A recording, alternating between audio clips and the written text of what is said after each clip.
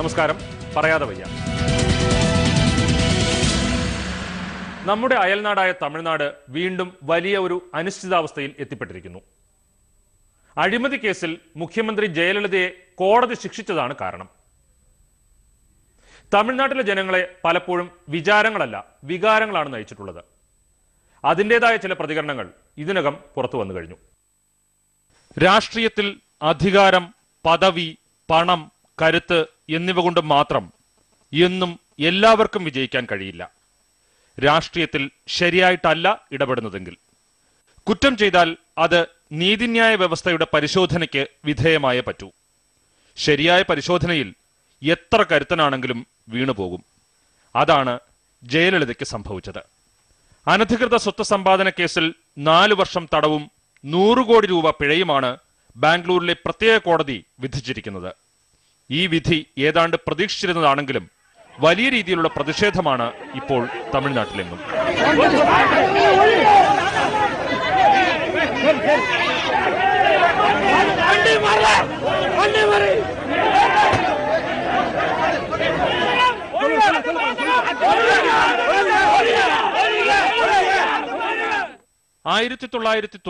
മുതൽ 96 വരെ മുഖ്യമന്ത്രിയായിരിക്കെ ജയലളിത അനധികൃതമായി 66.65 കോടി രൂപയുടെ സ്വത്ത് സമ്പാദിച്ചെന്നാരോപിച്ച് ജനതാ പാർട്ടി നേതാവായിരിക്കെ സുബ്രഹ്മണ്യ സ്വാമിയാണ് ജയലളിതയ്ക്കെതിരെ കേസ് കൊടുത്തത്.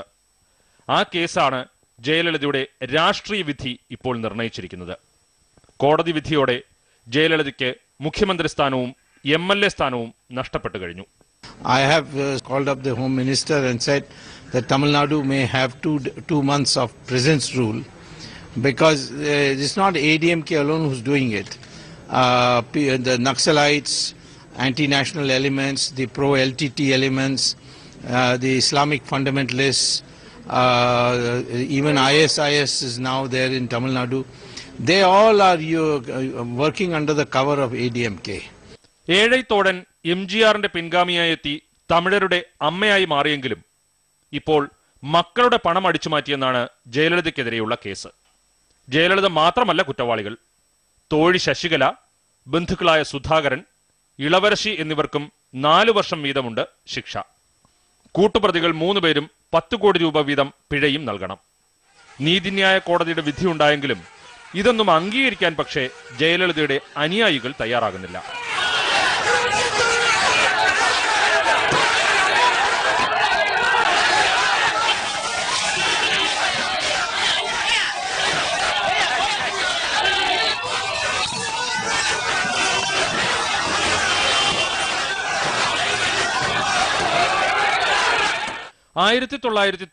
സെപ്റ്റംബറിലാണ് അനധികൃത സ്വത്ത് കേസിൽ FIR രജിസ്റ്റർ ചെയ്തത്.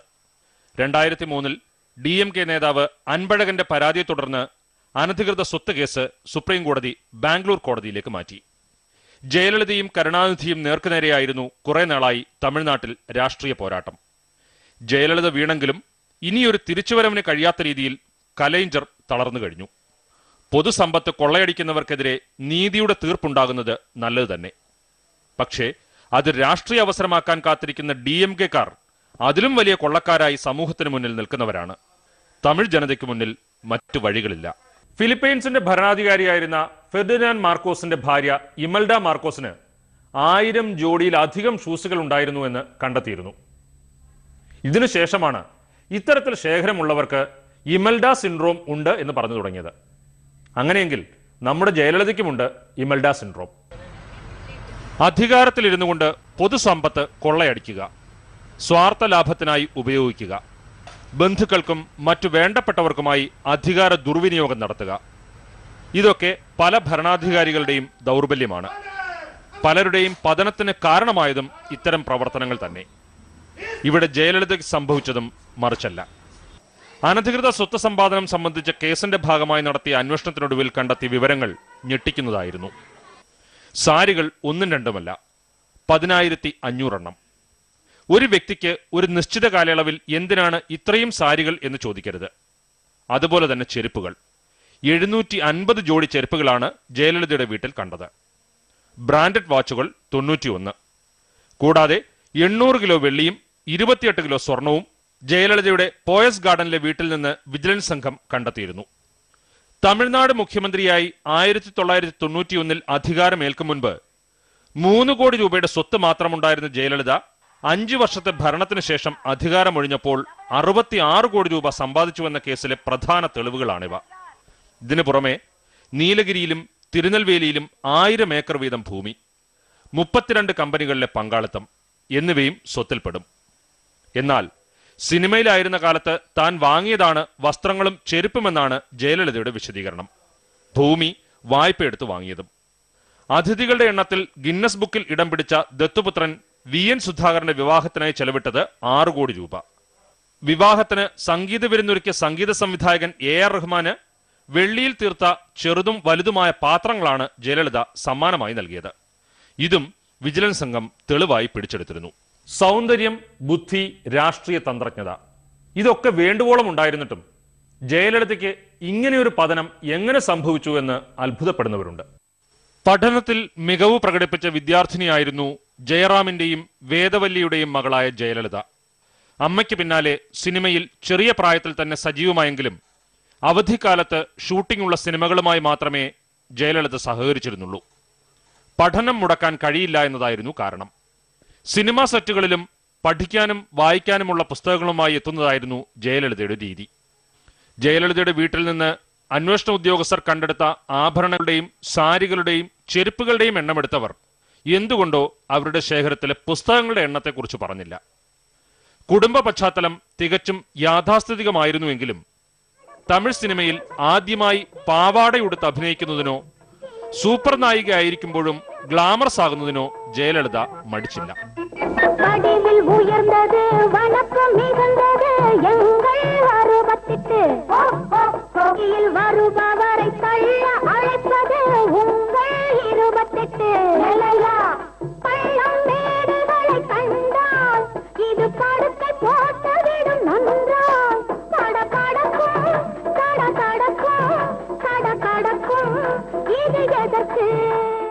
ജയലളിതയുടെ രാഷ്ട്രീയ നീക്കങ്ങളെല്ലാം തന്നെ പ്രവചനാതീതമായിരുന്നു.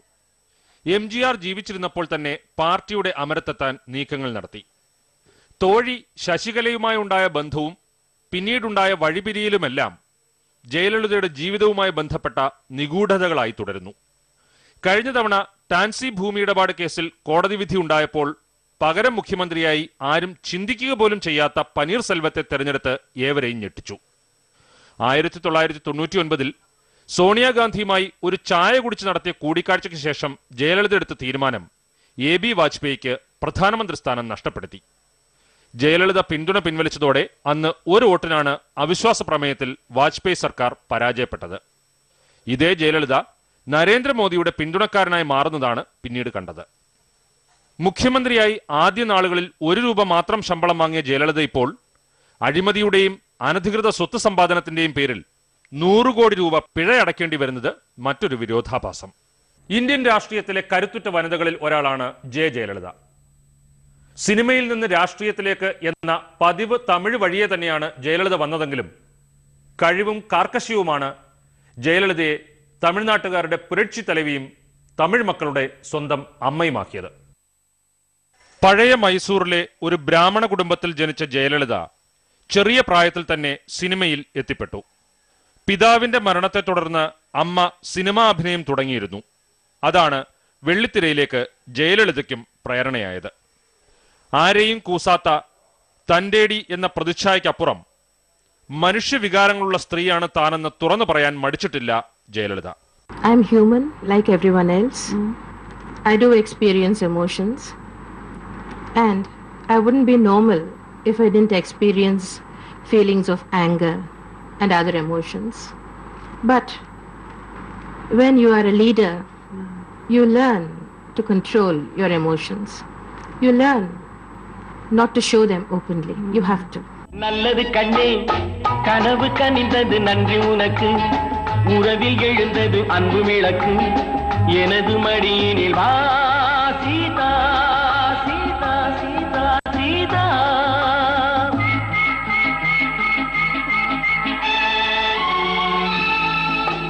நல்லது கண்ணா கனவு கனிந்தது நன்றி உனக்கு உறவில் எழுந்தது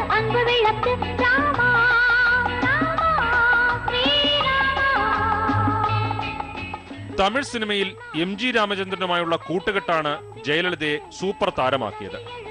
ഇരുവരും ചേർന്ന് അഭിനയിച്ചത് 28 സിനിമകൾ. ഇണങ്ങിയും പിണങ്ങിയുമുള്ള ഇവരുടെ ബന്ധത്തിന് പല അർത്ഥങ്ങൾ ചമച്ചവരുണ്ട്. അമ്മയുടെ മരണശേഷം MGR തനിക്ക് എല്ലാം ആയിരുന്നുവെന്ന് ജയലളിത തന്നെ തുറന്നു പറഞ്ഞിട്ടുമുണ്ട്. I think everyone who met him fell in love with him. He was a charismatic figure. When I was a child, I used to see his sword fights, his fencing in films. He was a very warm and caring kind of person. And after mother died, he replaced her in my life. So he was everything to me. He was mother, father, friend, philosopher, guide, everything to me. He sort of took over my life. 1982 MGRന്റെ പാർട്ടിയിൽ ജയലളിത ചേരുന്നത്. പിന്നീട് പാർട്ടിയിൽ പ്രചാരണത്തിന്റെ ചുമതലയുള്ള general സെക്രട്ടറിയായി. MGRന്റെ പിൻഗാമി ജയലളിതയാകും എന്ന ധാരണയുണ്ടായത് പാർട്ടിക്കുള്ളിൽ തന്നെ ജയലളിതയ്ക്ക് ഏറെ ശത്രുക്കളെ സമ്മാനിച്ചു. ഒടുവിൽ MGRന്റെ മൃതദേഹം കൊണ്ടുപോയ വാഹനത്തിൽ നിന്ന് ജയലളിതയെ വലിച്ചു താഴെയിടുന്നതുവരെ എത്തി പാർട്ടിയിലെ തമ്മിലടി. MGRന് ശേഷം ഭാര്യ ജാനകി മുഖ്യമന്ത്രിയായി. എന്നാൽ പാർട്ടിയിൽ കൂടുതൽ പേരുടെ പിന്തുണ നേടുന്നതിൽ ജയലളിത വിജയിച്ചു എന്നതാണ് ചരിത്രം. പാർട്ടി ജയലളിതയ്ക്കൊപ്പമായി. പ്രതിസന്ധികൾക്കെതിരെ പോരാടി ജയിക്കുക എന്നതായിരുന്നു ചെറിയ പ്രായത്തിൽ തന്നെ ജീവിതത്തോട് മത്സരിച്ച ജയലളിതയുടെ രീതി. All these cases that have been foisted against me are politically motivated. They will not stand up in court. I will win in the end and will be vindicated. MGR തമിഴ്നാട്ടിൽ ഇന്നും ഒരു വലിയ വികാരമാണ്. ജനങ്ങളുമായുള്ള ബന്ധമാണ് അതിന് കാരണം. അതേ പാത തന്നെയാണ് ജയലളിതയും പിന്തുടർന്നത്. പക്ഷേ എവിടെയോ വഴിതെറ്റി. ഭരണം പാവപ്പെട്ടവർക്ക് വേണ്ടി എന്ന് പറയുമ്പോഴും ജയലളിതയുടെ സ്വത്ത് സമ്പാദനത്തിന്റെയും ധൂർത്തിന്റെയും കഥകളാണ് ഉയർന്നു കേട്ടത്. വിമർശനങ്ങളും പരാജയവും അതുവഴിയുള്ള അപമാനവും ഒക്കെ ഉണ്ടായപ്പോൾ ജയലളിതയിലെ സാധാരണ സ്ത്രീ കരുത്തിന്റെയും കാർക്കശ്യത്തിന്റെയും ഒരു മറ സൃഷ്ടിക്കുകയായിരുന്നു. ഒരുപക്ഷെ എതിരാളികൾക്ക് സഹായകമായതും അവരുടെ ഈ ദൗർബല്യങ്ങൾ തന്നെയായിരുന്നു. തെരഞ്ഞെടുപ്പ് കാലമെന്നാൽ അതൊരു പ്രത്യേക കാലമാണ്. എലിയോളമുള്ളത് മലയോളമാകും. കസ്തൂരി രംഗൻ കമ്മിറ്റി റിപ്പോർട്ടിന്റെ കാര്യത്തിലും അത് തന്നെയാണ് കേരളത്തിൽ സംഭവിച്ചത്. എല്ലാം ശരിയായി എന്ന് പറഞ്ഞു നടന്നവരും എല്ലാം തകർന്നു എന്ന് പ്രചരിപ്പിച്ചവരും അന്ന് നാട്ടിലുണ്ടായിരുന്നു. ഇന്നിപ്പോൾ കസ്തൂരി രംഗൻ കമ്മിറ്റി റിപ്പോർട്ടിന്റെ സ്ഥിതി എന്താണ്? ലോക്സഭാ തെരഞ്ഞെടുപ്പിൽ നിറഞ്ഞു നിന്ന വിഷയമായിരുന്നു കസ്തൂരി രംഗൻ കമ്മിറ്റി റിപ്പോർട്ട്. പശ്ചിമഘട്ട സംരക്ഷണത്തിന് വേണ്ടി ആദ്യം തയ്യാറാക്കിയ ഗാഡ്ഗിൽ സമിതി റിപ്പോർട്ടാണോ അതോ പിന്നീട് വന്ന കസ്തൂരി രംഗൻ കമ്മിറ്റി റിപ്പോർട്ടാണോ നടപ്പാക്കുന്നതെന്ന് ഹരിത ട്രിബ്യൂണൽ ചോദിച്ചപ്പോൾ താരതമ്യേന നിർദോഷമെന്ന് തോന്നിയ കസ്തൂരി രംഗൻ റിപ്പോർട്ടിനൊപ്പമാണ് കേന്ദ്ര സർക്കാർ നിന്നത്. പക്ഷേ അത് കേരളത്തിൽ തെരഞ്ഞെടുപ്പിനിടെ ഉണ്ടാക്കിയ ഭൂകമ്പം ചെറുതല്ല. പരിസ്ഥിതി ലോല മേഖലകൾ നിർണയിച്ചതും ആ മേഖലകളിലെ നിയന്ത്രണങ്ങളുമാണ് കേരളത്തിന്റെ മലയോര മേഖലയെ ഇളക്കിമറിച്ചത്.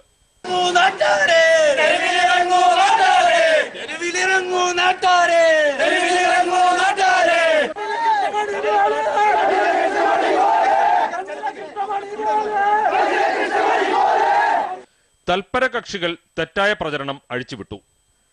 കർഷകർ ഒന്നാകെ കുടിയിറക്കപ്പെടുമെന്നും ഭൂമിയിൽ കൃഷി ചെയ്യാൻ പറ്റില്ലെന്നും വരെ അഭ്യൂഹങ്ങൾ പരന്നു. സ്വാഭാവികമായും കർഷകർ പരിഭ്രാന്തരായി. കർഷകർക്ക് പിന്തുണയുമായി ക്രൈസ്തവ സഭകളും രാഷ്ട്രീയ പ്രസ്ഥാനങ്ങളുമൊക്കെ രംഗത്ത് വന്നു. എന്തെങ്കിലും ചെയ്യുകയോ ചെയ്തെന്ന് വരുത്തുകയോ ചെയ്യേണ്ടത് സർക്കാരിന്റെ ആവശ്യമായി മാറി.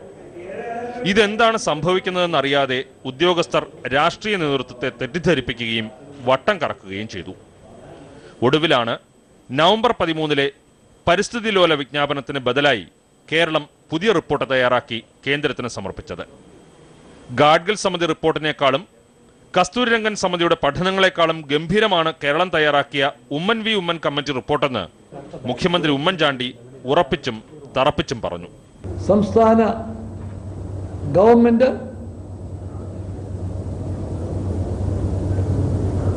വാക്ക് പൂർണ്ണമായും പാലിക്കാൻ സാധിച്ചത് ചാരിതാർത്ഥ്യമുണ്ട്. കേരളത്തിന്റെ എക്സ്പേർട്ട് കമ്മിറ്റിയുടെ റിപ്പോർട്ട് എല്ലാവിധത്തിലുള്ള പഠനവും നടത്തിയതിനു ശേഷം അംഗീകരിച്ചത് ആ പഠനം തെറ്റാണെന്ന് തെളിയിച്ചാൽ മാത്രമേ ഏത് ഗവൺമെന്റ് വന്നാലും മാറ്റാനൊക്കത്തുള്ളൂ. കേരളത്തിന്റെ പഠനം കേന്ദ്രം അംഗീകരിച്ചു കൊടുത്തു. തെരഞ്ഞെടുപ്പിനിടെ തന്നെ തെരഞ്ഞെടുപ്പ് കമ്മീഷൻ ഇത്തരമൊരു നടപടിക്ക് പച്ചക്കൊടി കാട്ടുക കൂടി ചെയ്തതോടെ സർക്കാർ വിജയം ആഘോഷിച്ചു. പശ്ചിമഘട്ട സംരക്ഷണത്തിന് കേരളത്തെ പോലെ നടപടിയെടുത്തവർ ആരുമില്ലെന്ന അവകാശവാദം ഉയർന്നു കേട്ടു തുടങ്ങി. പക്ഷേ ഇതെല്ലാം ചെയ്തെങ്കിലും ഇടുക്കി ലോക്സഭാ മണ്ഡലത്തിൽ ഭരണമുന്നണിയുടെ സ്ഥാനാർത്ഥി തോറ്റുപോയി.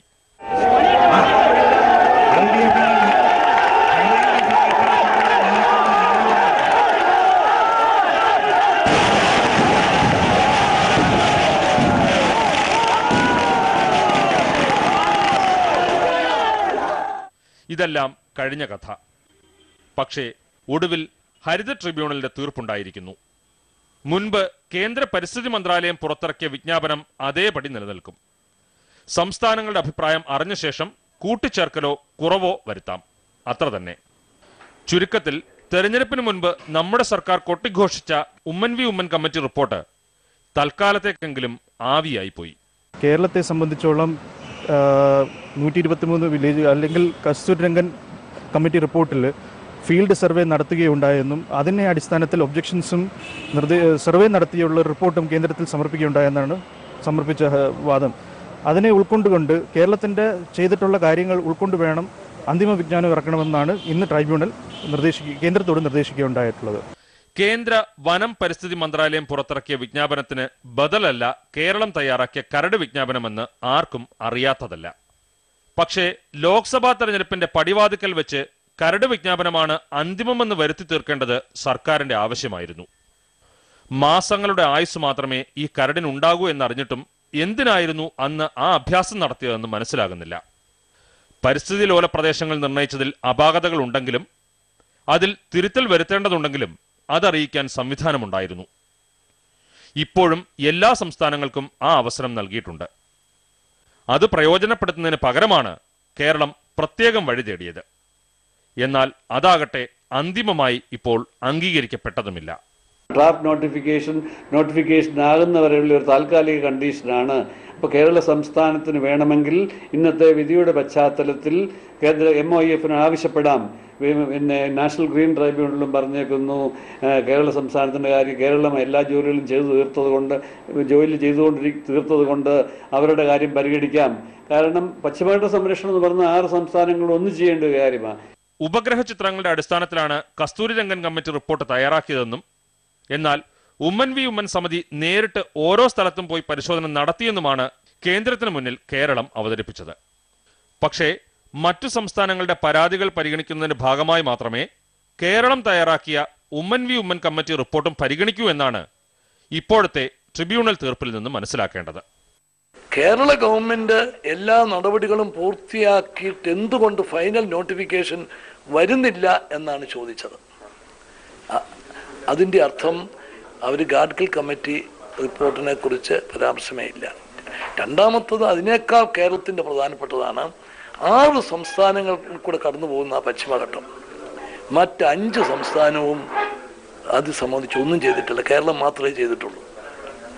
ഈ ഇന്നത്തെ വിധി വന്നതോടുകൂടി കേരളത്തിന് വേണ്ടി മാത്രം ഫൈനൽ നോട്ടിഫിക്കേഷൻ ആകാം എന്ന് വന്നിരിക്കുകയാണ്. സംസ്ഥാന ഗവൺമെൻറ് ഉടനെ കേന്ദ്ര പരിസ്ഥിതി മന്ത്രാലയത്തെ സമീപിക്കും, നോട്ടിഫിക്കേഷൻ ഉടൻ വേണം എന്ന് ആവശ്യപ്പെടും. സർക്കാരിന്റെ ഉദ്ദേശശുദ്ധിയെ ചോദ്യം ചെയ്യുന്നില്ല.